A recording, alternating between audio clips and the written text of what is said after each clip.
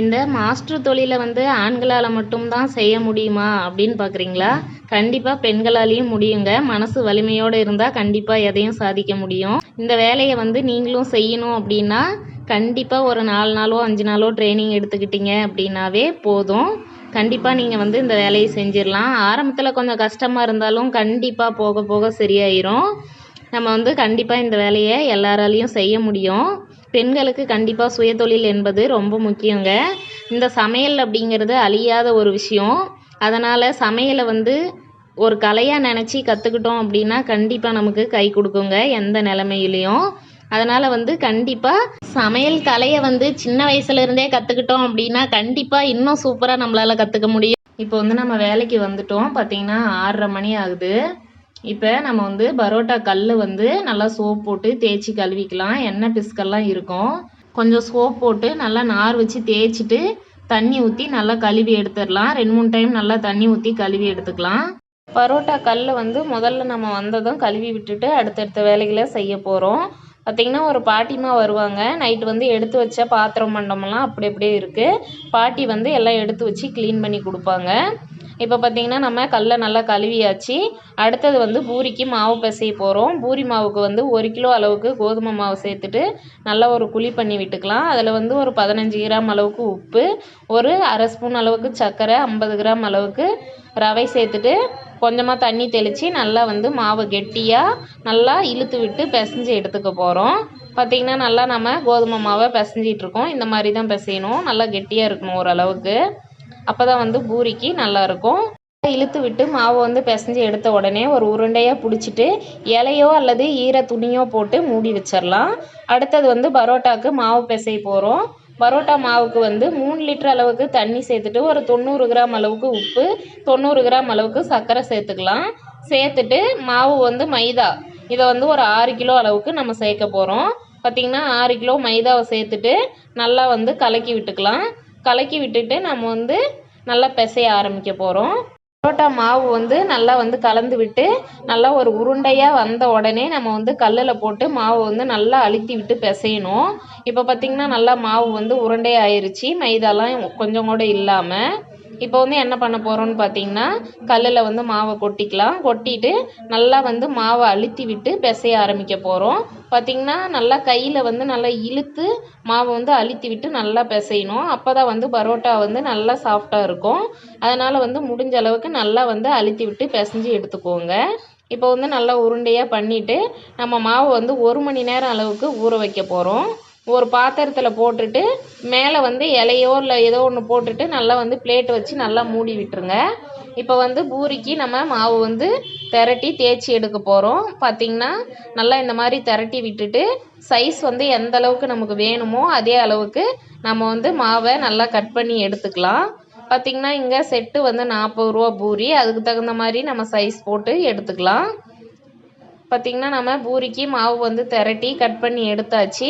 இப்போ வந்து நம்ம கிழங்கு மாவு வந்து கொஞ்சமாக சேர்த்துட்டு நம்ம நல்லா பெரட்டி விட்டுக்கலாம். கிழங்கு மாவு வந்து எதுக்காக சேர்க்குறோம் அப்படின்னு பார்த்திங்கன்னா ஒன்றோட ஒன்று மாவு வந்து ஒட்டாமல் இருக்கும். அதனால் வந்து நம்ம கிழங்கு மாவு வந்து யூஸ் பண்ணுறோம். பார்த்திங்கன்னா நல்லா கிழங்கு மாவு போட்டுட்டு பெரட்டி விட்டுட்டு ஓரமாக எடுத்து வச்சுட்டு கொஞ்சம் கிழங்கு மாவை எடுத்து கையில் பக்கத்தில் வச்சுக்கிட்டு நம்ம வந்து நல்லா திரட்டி எடுக்க போகிறோம்.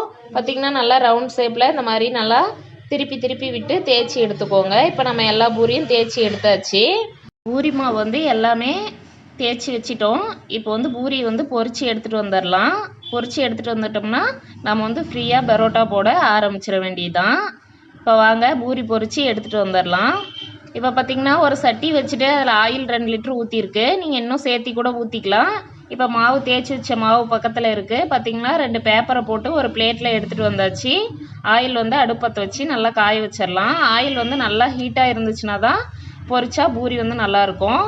இப்போ வந்து ஆயில் சூடாகிறதுக்குள்ள இந்தாண்ட ஒரு சவுண்ட் வருதுன்னு பின்னாடி வந்து பார்த்தா பாட்டி வந்து பாத்திரம் விளக்கிட்டு இருந்தாங்க. என்னை பார்த்த உடனே பேச ஆரம்பிச்சிட்டாங்க. என்னம்மா பண்ணுற, எந்த ஊர்லேருந்து வேலைக்கு வந்திருக்க அப்படின்னு கேட்டாங்க. பாட்டி பார்த்தீங்கன்னா எனக்கும் 73 வயசு ஆகுதுமா. நான் வந்து ஹோட்டல் வேலைக்கு இப்போ வந்துட்டு இருக்கேன். இதுக்கு முன்னாடி பார்த்தீங்கன்னா நான் 33 வயசில் துபாய் வந்து வீட்டு வேலைக்காக நான் போயிருந்தேன். 70 வயசில் தான் திரும்ப வந்தேன். இப்போ 5 வருஷமாக வந்து நான் ஹோட்டலுக்கு வேலைக்கு போயிட்டுருக்கேன். நம்மளை அல்லாஹ் வந்து கை கால் எப்படியோ நல்லபடியாக வச்சுருக்காரு. நம்மளால் முடிஞ்ச அளவுக்கு நம்ம வேலைக்கு போகலாம், முடியாத கட்டத்தில் நம்ம கையில் இருக்கிற காசை வச்சு நம்ம சாப்பிட்டுக்கலாம் அப்படின்னு சொல்லிட்டு இருந்தாங்க பாட்டிமா. அப்புறம் வெளியே கொஞ்சம் வேலை இருக்குமா, இதை முடிச்சுட்டு நான் போய் வெளியே வந்து தொடச்சி விடணும் அப்படின்னு சொல்லிட்டு இருந்தாங்க. சரி பாட்டி, நானும் எண்ணெய் காஞ்சிருக்கோம் அப்படின்னு சொல்லிட்டு இந்தாண்ட வந்து பார்க்கலாம் அப்படின்னு சொல்லிட்டு பார்த்தேன். இங்கே வந்து ஆயில் நல்லா ஹீட்டாக இருந்துச்சு. அதில் வந்து நம்ம பூரியை போட்டு பொரிச்சு எடுத்துடலாம் அப்படின்னு சொல்லிட்டு போட்டேன். பூரி வந்து நம்ம பொரிச்சு எடுத்தாச்சு. ஆயில் வந்து சூடானதும் இந்த மாதிரி கரண்டியால் நல்லா தள்ளி விட்டிங்களா பூரி வந்து நல்லா உப்பெல்லாம் வரும். நாமளும் அதே மாதிரி பொரிச்சு எடுத்து வச்சாச்சு. இப்போ வந்து ஆனியனை கட் பண்ணிடலாம் அப்படின்னு சொல்லிட்டு வந்து ஆனியனை கட் பண்ணிகிட்ருக்கேன். ஆனியனை கட் பண்ணி வச்சுட்டு அடுத்தடுத்த வேலைகளை செய்ய ஆரம்பிச்சிட வேண்டியதுதான். நமக்கு ஆனியனை வந்து கட் பண்ணி வச்சிட்டோம் அப்படின்னா தான் ஈஸியாக இருக்கும். ஆம்லேட் ஆஃப் ஆயில்னு டக்குன்னு ஆர்டர் வர ஆரம்பிச்சிரும். அப்போ வந்து நம்ம வெங்காயத்தை வெட்டிகிட்டு இருந்தோம்னாக்கா கஸ்டமர் வந்து திட்ட ஆரம்பிச்சிருவாங்க. அதனால் வந்து எச்சரிக்கையாகவே சீக்கிரமாக கொஞ்சமாக ஆனியன் வெட்டி வச்சிட்டோம் அப்படின்னா பிரச்சனை இல்லாமல் இருக்கும். நம்ம அதே மாதிரியே ஆனியனையும் வெட்டி வச்சாச்சு. நமக்கு தோசைக்கு வந்து மாவும் கரைச்சிட்டு வந்து வச்சிட்டோம் பக்கத்தில். தோசை ஆர்டர் வந்துச்சுன்னா தோசை போட ஆரம்பிச்சிட வேண்டியதான். கல் வந்து பற்ற வச்சாச்சு, ஹீட் ஆகிட்டுருக்கு. வந்து பரோட்டா மாவு பிசைஞ்சு வச்சுருந்ததை பேடா போடலாம் அப்படின்னு சொல்லிட்டு எடுக்க வந்த போதே ஒரு தாத்தா வந்து நின்றுட்டு, என்னம்மா நீ இந்த வேலையை செஞ்சிகிட்ருக்க அப்படின்னு சொல்லி கேட்டாங்க. ஆமாங்கண்ணா, நான் மாஸ்டராக வேலைக்கு போயிட்டுருக்கேன் அப்படின்னு சொல்லிட்டு அப்படியே பேடா போட ஆரம்பித்தாச்சு. நான் வந்து பேடா வந்து பிடிச்சிட்டு இருக்கேன். இது பார்த்திங்கன்னா 75 கிராம் பேடா. இது வந்து இங்கே 15 ரூபாய்க்கு கொடுத்துக்கிட்டு இருக்காங்க. பார்த்திங்கன்னா எல்லா மாவையும் பேடா போட்டுட்டு ஆயில கலக்கி ஊற வச்சாச்சு. ஊற வச்சுட்டு பார்த்திங்கன்னா தேய்ச்சி வந்து பரோட்டா வந்து வீசிட்டு போட ஆரம்பிச்சிடலாம் அப்படின்ட்டு லேட் ஆயிடுச்சு. அதனால் வந்து நான் வந்து பரோட்டா வந்து போட ஆரம்பிச்சிட்டேன். பார்த்திங்கன்னா எல்லா பரோட்டாவும் நல்லா வெந்துருச்சு. எடுத்து நம்ம அடித்து வச்சுட்டு அடுத்தடுத்து ஆம்லேட் ஆஃப் ஆயில்னு வந்துச்சுன்னா நம்ம போட ஆரம்பிச்சிக்கலாம். பரோட்டா போட்டு அடிக்கிட்டோம் ஹாட் பாக்ஸில் அப்படின்னா நமக்கு வந்து கொஞ்சம் ஈஸியாக இருக்கும். அதனால் வந்து பரோட்டா வந்து போட்டு அடித்து எடுத்து ஹாட் பாக்ஸில் போட்டாச்சு. 8 தோசை 2 பிளைன் அப்படின்னு சொன்னாங்க. பிளைனை ஃபஸ்ட்டு ஊற்றிட்டு அதுக்கப்புறமா வந்து தோசையை ஊற்றிக்கலாம் அப்படின்னு சொல்லிட்டு பிளைனை வந்து ஊற்ற ஆரம்பித்தாச்சு. 1.5 கப் மாவு ஊற்றி நம்ம வந்து பிளைன் வந்து ஊற்ற ஆரம்பிச்சிட்டோம். ஊற்றிட்டு 2 பிளைனையும் அடுத்தடுத்து தோசையை போட வேண்டியதான். தோசை பிளைனு ரோஸ்ட்டுன்னு எது ஊற்றினாலும் மாவை ஊற்றிட்டு மேலே இந்த மாதிரி கப்பை வச்சு கையை மேலே பிடிச்சி தேய்ச்சிங்கன்னா நல்லா ரவுண்ட் ஷேப்பில் வந்துடும். பார்த்திங்கன்னா குருமா, பூரி மசாலா, சட்னி, வெண்பொங்கல், இட்லி எல்லாமே ரெடி பண்ணி கொண்டுட்டு வந்தாச்சு. பார்த்திங்கன்னா சாம்பார், அடுத்தது வந்து பூரி எல்லாமே போட்டு கொண்டு வந்தாச்சு. இது வந்து ஓனர் பொண்ணு, இவங்க தான் கல்லா பார்த்துக்கிட்டு இருக்காங்க. பரோட்டாவும் ரெடியாக இருக்குது. நம்ம வந்து கொஞ்சம் கொஞ்சமாக காலியாக பரோட்டா வந்து போட ஆரம்பித்து எடுத்துக்கலாம். பரோட்டா பாருங்கள் சாஃப்டாக இருக்குது. ஹாட் பாக்ஸ் மூடியை போட்டுட்டு நம்ம வந்து தோசை வந்து வெந்துட்டுருக்கு, எடுத்துடலாம். பார்த்திங்கன்னா தோசை வந்து நல்லாவே வெந்துருச்சு. இப்போ பார்த்திங்கன்னா திருப்பி விட்டுட்டு நம்ம வந்து தோசை எடுத்து கொடுத்துடலாம். நமக்கு இதுக்கப்புறமா ஆர்டர் வந்து தோசை பிளைனு ரோஸ்ட்டு முட்டை ரோஸ்ட்டுன்னு வந்துக்கிட்டே இருந்ததுனால ஒன்றுமே நம்மளால் வீடியோ எடுக்க முடியல. அதனால் வந்து வீடியோ எடுக்கலை. அதுக்கப்புறம் பார்த்திங்கன்னா நான் வந்து ரெஸ்ட்டுக்கு கிளம்பிட்டேன். 12 மணி ஆயிடுச்சு. 12 மணி வரைக்கும் ஒரே பிஸியாகவே இருந்துச்சு. அதுக்கப்புறம் ரெஸ்ட்டுக்கு கிளம்பிட்டு நான் வந்து வந்தது பார்த்திங்கன்னா கரெக்டாக 4 மணிக்கு வந்தேன். 4 மணிக்கு வந்து பார்த்தா பாட்டிமா வந்து 4 மணிக்கு வீட்டுக்கு போயிட்டு வந்து அடுத்தடுத்த வேலைகளை செய்ய ஆரம்பிச்சிட்டாங்க. எல்லாம் க்ளீன் பண்ணிவிட்டு எல்லாம் கூட்டி தொடச்சிருவாங்க சாயங்காலமாக கடை வைக்கும்போது. பாட்டிமா வந்து காலையில் வந்து 3 மணி நேரமும் சாயங்காலம் 3 மணி நேரமும் வந்து வேலை செஞ்சுட்டு போவாங்க. பாட்டிமாவுக்கு சம்பளம் வந்து பார்த்திங்கன்னா 300 ரூபா. நானும் வேலையை ஸ்டார்ட் பண்ணலான்னு சொல்லிட்டு நான் கல்லுக்கிட்ட போய் நிற்க ஆரம்பித்தேன். இன்னும் உடனே திரும்பி பார்த்தா நம்ம லட்சுமி வந்து நின்றுட்டு இருந்தது. இது பார்த்திங்கன்னா தினமுமே வருமாம்மா கடைக்கிட்ட. மீதியான பரோட்டா எல்லாமே கொடுப்பாங்கன்னு சொன்னாங்க. சரின்னு சொல்லிட்டு மீதியாக இருந்தால் 2 பரோட்டாவை கொண்டு வந்து கொடுத்தோம். உடனே சாப்பிட்டுட்டு கிளம்பவே இல்லை. அதுக்கப்புறம் பார்த்திங்கன்னா சரி என்ன கொடுக்கறதுன்னு தெரியல. இன்றைக்கி வந்து எதுவுமே மீதி ஆகாததுனால என்ன தரதுன்னு தெரியாமல் இருந்தேன். அதுக்கப்புறம் பார்த்திங்கன்னா வாடி போன இலையெல்லாம் இருந்துச்சு. அதை கொண்டு வந்து கொடுக்கலாம் அப்படின்னு சொல்லிட்டு கொடுத்தேன். ரொம்ப வாடி போன இலையை வாங்கி சாப்பிட மாட்டேன்னு சொல்லிருச்சு. அதுக்கப்புறம் கொஞ்சம் பச்சையாக இருந்த இலையை வந்து வாங்கி சாப்பிட்டுட்டு இருந்துச்சு. அப்புறம் சாப்பிட்டதுக்கப்புறம் ஒவ்வொரு இலையாக கொடுக்க ஆரம்பித்தேன். அதுக்கப்புறம் வந்து வாடி போன இலையும் சாப்பிட்டுருச்சு. பாருங்கள், அதையும் சாப்பிட்டுட்டு அதுக்கப்புறமா கிளம்புன்னு சொன்னேன். கிளம்புல ரொம்ப நேரமாக நின்றுட்டு இருந்துட்டு அதுக்கப்புறம் கிளம்பிட்டாரு. லட்சுமி கூடவே இன்னொரு மாடு வருமா, அது வந்து இன்னைக்குன்னு பார்த்து வரல. பாட்டிமாவும் வந்து ஃபேனெல்லாம் ஆஃப் பண்ணிவிட்டு குப்பை பறக்கும்னு சொல்லிட்டு கூட்டிகிட்டு இருந்தாங்க. பாருங்க பாட்டியம்மா எல்லாம் கூட்டிட்டு க்ளீனாக பார்த்தீங்கன்னா இலையெல்லாம் எடுத்து எல்லாம் கொட்டிட்டு எல்லாம் கூட்டிட்டாங்க. பாட்டிமாவும் மாப் போட ஆரம்பிச்சிட்டாங்க. தண்ணி நல்லா புழிஞ்சு ஊற்றிட்டு மாப் போட்டுக்கிட்டு இருந்தாங்க.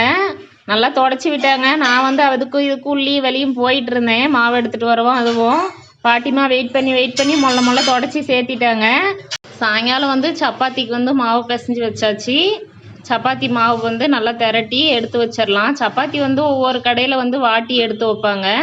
ஆனால் இந்த கடையில் வந்து வாட்டி வைக்க வேணாம் அப்படின்னு சொல்லிட்டாங்க. நல்லா வந்து கிழங்கு மாவு வந்து போட்டுட்டு நம்ம வந்து தேய்ச்சி எடுத்து வச்சாச்சு. இதை வந்து கேட்க அப்படியே சூடாக போட்டு கொடுத்துட வேண்டியதுதான். இப்போ பார்த்திங்கன்னா கிழங்கு மாவு வந்து போட்டு நல்லா தடவிட்டு அதுக்கப்புறமா தேய்க்கும் போது ஒன்றுக்கு ஒன்று ஒட்டாமல் அப்படியே இருக்கும். சப்பாத்தி வந்து எந்த டைமுக்கு எடுத்தாலும் நைட்டு 10 வரைக்குமே கொஞ்சம் கூட ஒட்டாமல் இருக்கும். பார்த்திங்கன்னா இப்போ ஆனியனும் தேவையான அளவு நம்ம கட் பண்ணி எடுத்துக்கிட்டோம். இப்போ வந்து பரோட்டா மாவு 10 கிலோ அளவுக்கு பிசைஞ்சு எடுத்து வச்சிட்டோம். இப்போ பார்த்திங்கன்னா காயாமல் இருக்கிறதுக்காக நம்ம வந்து ஒரு இலையை போட்டு மூடி வச்சாச்சு. இப்போ ஒரு பக்கமாக இருந்து நம்ம மாவை வந்து கொஞ்சம் கொஞ்சமாக கட் பண்ணி நம்ம வந்து பேடா போட்டு எடுத்துடலாம். இப்போ பார்த்திங்கன்னா நான் காலையிலேயே சொன்ன மாதிரி பேடா வந்து 75 கிராம் வந்து பேடா போடுறோம். இது பார்த்திங்கன்னா 15 ரூபா ரேட்டுக்கு வந்து கொடுத்துட்ருக்காங்க. இப்போ வந்து நம்ம எல்லா மாவையும் வந்து பேடா போட்டு எடுத்து வச்சிடலாம்.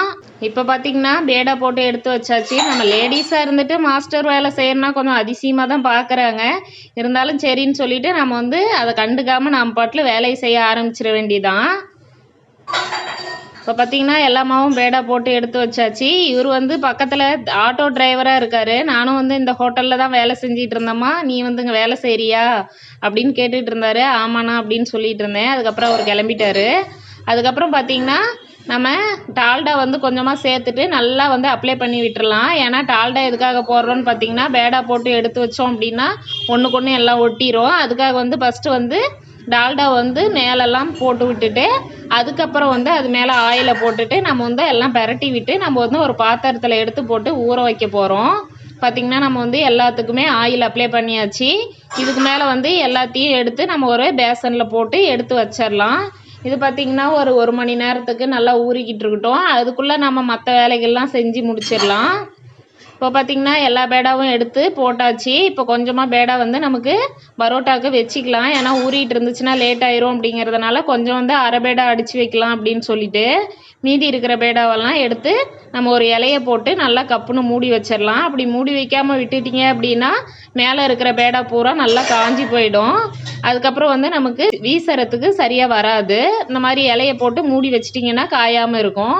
இப்போ வந்து நம்ம கொஞ்சமாக எடுத்து ஒரு 50 பேடா அளவுக்கு அரை பேடா அடித்து வச்சிடலாம். அரை பேடா அடித்து வச்சிட்டோம்னா சீக்கிரமாகவே மாவு வந்து ஊறிடும். அதுக்கப்புறம் நம்ம வீசி ஒரு 50 பேடா போட்டு வச்சிட்டோம் அப்படின்னா அதுக்கப்புறம் வந்து நம்ம ஊறிட்டு இருக்கிற மாவை வந்து நம்ம பரோட்டா போட்டுக்கலாம். இப்போ வந்து எல்லாமே அரை பேடா அடித்தாச்சு. ஒரு 50 பேடா பக்கமாக எடுத்து வச்சுருந்தோம். இப்போ பார்த்திங்கன்னா பேடாவை அடிச்சுட்டு நம்ம வந்து வீச ஆரம்பிச்சிட வேண்டியதுதான். இது வந்து நம்ம ஃபஸ்ட்டு வந்து இந்த மாதிரி தேய்ச்சி போட்டுட்டு இதை அப்படியே திருப்பி போட்டுட்டோம் அப்படின்னா நமக்கு வந்து அந்த அடி சைடு இருக்கிறது வந்து நல்லா ஊறி இருக்கும். இதை வந்து ஒரு பக்கமாக இருந்து நம்ம வீசிக்க வேண்டியது தான். அவ்வளோதாங்க, நம்ம வந்து பரோட்டா போட ஆரம்பிச்சிட வேண்டியதான். இங்கே பாருங்கள், அதை இந்த மாதிரி தான் வந்து திருப்பி போட்டுக்கணும். அடி சைடு இருக்கிறது வந்து சீக்கிரமாக ஊறி இருக்கும். இப்போ வந்து நம்ம தோசைக்கு வந்து மாவு கலக்க போகிறோம். தோசை மாவுக்கு பார்த்திங்கன்னா தேவையான அளவு உப்பு, கொஞ்சம் சர்க்கரை, கொஞ்சம் மைதா போட்டு தண்ணி ஊற்றி நல்லா கரைச்சி எடுத்துக்கலாங்க.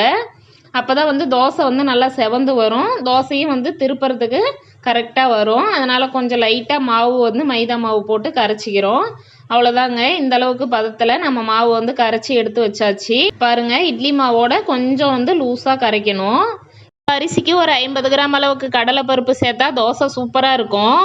இப்போ வந்து நம்ம எடுத்து வச்சுருந்த அரை பேடாவை இந்த மாதிரி ஆயில் அப்ளை பண்ணி நல்லா தேய்ச்சி விட்டுட்டு கையை வந்து இந்த மாதிரி வச்சுக்கிட்டு நம்ம வந்து வீச ஆரம்பிச்சிட வேண்டியதான். ஆயில் வந்து நல்லா அப்ளை பண்ணி அதுக்கப்புறம் வீசினீங்களா தான் நமக்கு வந்து வீச வந்து சரியாக வரும்.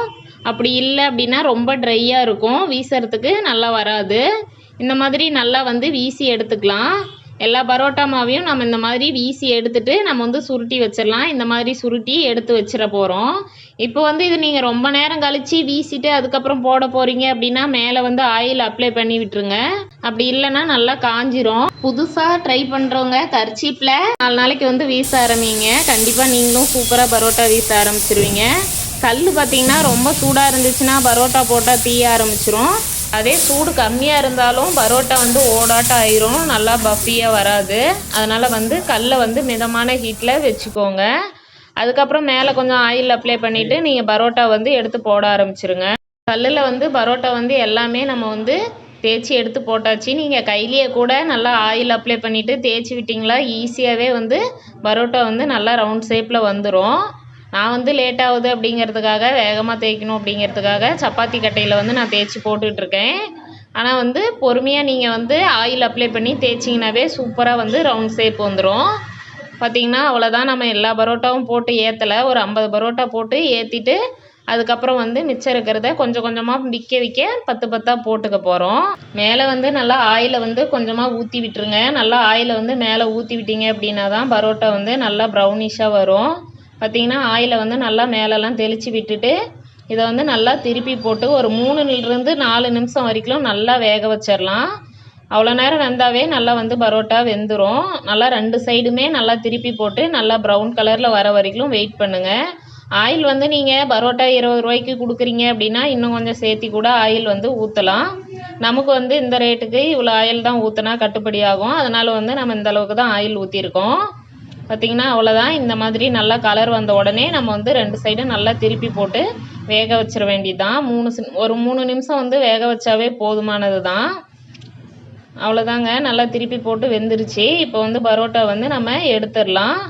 இப்போ எடுத்துட்டு நம்ம வந்து நல்லா வந்து பரோட்டாவை சாஃப்டாக வரத்துக்கோசரம் அடிக்க போகிறோம். பாருங்கள், அவ்வளோதான். சமையல்ங்கிறது ஒரு கலைங்க. அந்த கலையை வந்து கற்றுக்கிறது ரொம்ப நல்லாயிருக்கும். இது பார்த்திங்கன்னா பரோட்டா போட்டு நீங்கள் கற்றுக்குறீங்க அப்படின்னா வீட்லேயும் வந்து குழந்தைங்க கேட்குறாங்க அப்படின்னா கடையில் போய் வாங்கி கொடுக்காம நம்ம வீட்டிலேயே பரோட்டா போட்டு கொடுக்கலாம். அப்படி இல்லை அப்படின்னாலும் நம்ம வேலைக்கு போகணுன்னு விருப்பப்பட்டாலும் கண்டிப்பாக போகலாம். இந்த மாதிரி நல்லா பரோட்டாவை சாஃப்டாக அடித்து எடுத்துக்கோங்க. அடிச்சுட்டு நம்ம வந்து ஹாட் பாக்ஸில் போட்டு எடுத்து வச்சிட்டோம் அப்படின்னா நமக்கு வந்து அப்படியே இருக்கும். நம்ம கொஞ்சம் கொஞ்சமாக சேல் ஆக ஆக அதுக்கப்புறம் வந்து புதுசாக போட்டுக்கலாம். ரொம்ப போட்டு அடிக்கிட்டோம் அப்படின்னாலும் நல்லா காஞ்சிரும். அதனால் வந்து அப்பப்போ கொஞ்சம் கொஞ்சம் போட்டு எடுத்து பரோட்டா வந்து அடித்து போட்டுக்க வேண்டியதுதான். இப்போ பாருங்கள், நல்லா சாஃப்டாக பரோட்டா ரெடியாகிருச்சு. அப்படியே பக்கத்தில் வந்து கோயில் பண்டிகை போல் இருக்குது.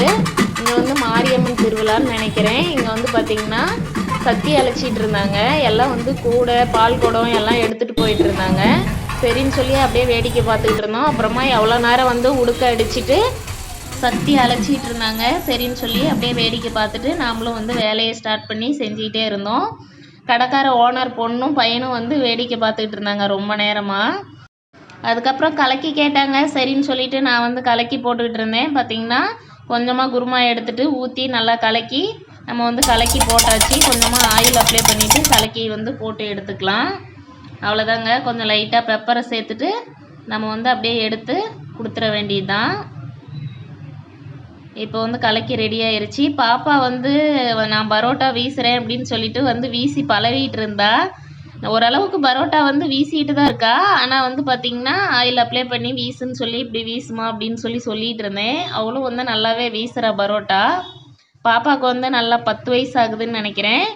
பாப்பாவும் வந்து சூப்பராக பரோட்டா வந்து வீசிகிட்டு இருந்தா. சரின்னு சொல்லிட்டு அவங்களும் அப்பப்போ வந்து சேட்டை பண்ணிகிட்டு இருப்பா. அவள் கூட விளையாண்டுக்கிட்டே டைம் போனதே தெரியல. பாருங்கள், பரோட்டா வந்து சூப்பராக வீசுகிறா.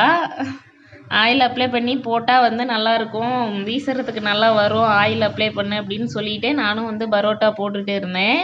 கண்டிப்பாக பாப்பாவும் வருங்காலத்தில் பெரிய மாஸ்டராக வருவா. அதுக்கப்புறம் வந்து நானும் கேட்டாங்கன்னு சொல்லிட்டு கொத்து போட ஆரம்பிச்சினேன். வெங்காயம் கருவேப்பிலை சேர்த்துட்டு கொஞ்சம் வந்து தக்காளியை கட் பண்ணி புளிப்புக்காக சேர்த்தாச்சு. பார்த்திங்கன்னா தக்காளியை சேர்த்துட்டு கொஞ்சமாக ஆயில் சேர்த்து நல்லா வந்து வெங்காயத்தை வந்து வதக்கி எடுத்துக்கலாம். வெங்காயம் வந்து நல்லா வதங்கட்டும். வதங்கின உடனே கொஞ்சமாக வந்து உப்பு சேர்த்துக்கலாம். உப்பு வந்து சும்மா ஒரு பிஞ்ச் அளவு சேர்த்துக்கோங்க போதும். ஆனியன் வதங்கிறதுக்காக தான். உப்பு வந்து சேர்த்துட்டு நம்ம வந்து 2 பரோட்டாவை எடுத்து பிச்சு விட்டுக்கலாம். பரோட்டா வந்து நல்லா குட்டி குட்டியாக பிச்சு போட்டுடலாம். பரோட்டா வந்து அப்போ தான் கொத்துறதுக்கு கரெக்டாக இருக்கும். இதுக்கப்புறம் வந்து வெங்காயம் வதங்கின உடனே 2 முட்டையை வந்து உடச்சி ஊற்றிக்கலாம். முட்டையை உடச்சி ஊற்றிட்டு முட்டையை வந்து முட்டை பொரியல் மாதிரி கொத்துன்னு கொத்தி 2 வதக்கி விட்டுட்டு முட்டை வந்து வதங்கின உடனே நம்ம வந்து பரோட்டா வந்து சேர்த்துடலாம்.